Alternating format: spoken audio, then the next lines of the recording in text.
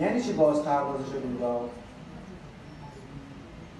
حالا باید ذهن تو یه جور دیگه نگاه کنه به داستان.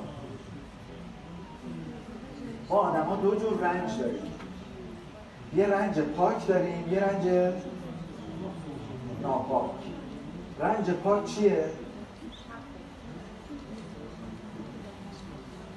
رنج پاک چیه؟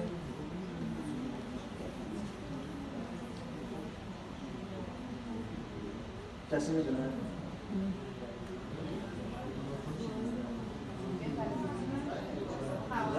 رنج دو جوره، درد دو جوره. رنج پاک، رنج ناپاک. اینا چه فرقی با هم دارن؟ نه،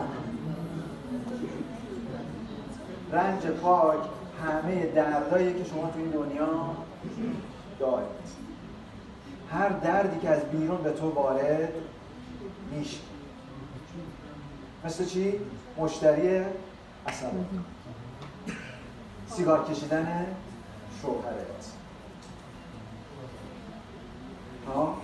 همه اینا رنج چی هم؟ پاکه. چرا پاکه؟ دست تو نیست، بیرونه. درس نخوندن بچت، سطل آشغال رو بیرون نذاشتن شوهرت، دست تو نیست. حالا چیزی که بیرونه، از دست دادن عزیزان، رنج پاکه. سیل، زلزله، هیچ کدوم دست تو نیست. رنج ناپاک چیه؟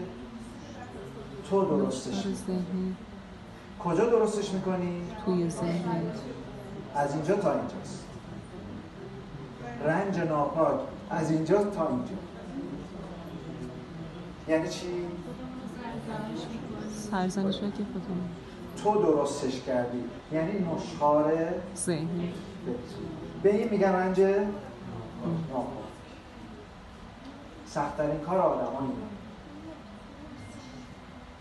دست از سر رنج ناپاک برده. چجوری؟ حالا چجوری شد مهمه ها، ولی اون سوال نگاه کنید. آیا نشخوار فکری حالتون رو خوب میکنه؟ آیا نگرانی ها حالتون رو خوب میکنه؟ آیا خودخوری از یه مشتری که بد اخلاقی کرده به تو کمک میکنه؟ آیا من اون استادی که 20 سال پیش به من اون همه ظلم کرده رو الان هی بخوام تو دلم راجعش بحث کنم به من کمکی میکنه؟ چه کمکی به من میکنه؟ هیچ کمکی به من نمیکنه. چی به من کمک میکنه؟ دست از سر این نشخوار سخت ها. یکی از سخت‌ترین کارهای یک انسان. چی؟ راحته؟ نه سخته. چرا راحت نیست؟ سخته. باید شاید بتونیم کسایی که این حسای بد رو